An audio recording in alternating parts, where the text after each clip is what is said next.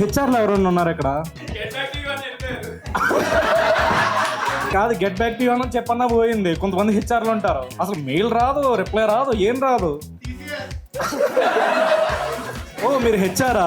HRK placement లేదంట అంటారు. మన అన్నయ్య ఏంటంటే ఒక సిఆర్ టైప్. నీకు తెలీదా? ఏళ్ళు మొదలు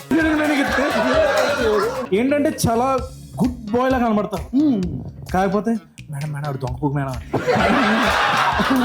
సీక్రెట్ సంటాలో వరస్ట్ గిఫ్ట్ మీకు ఏమొచ్చి ఉంటుంది? డ్యూరెక్స్.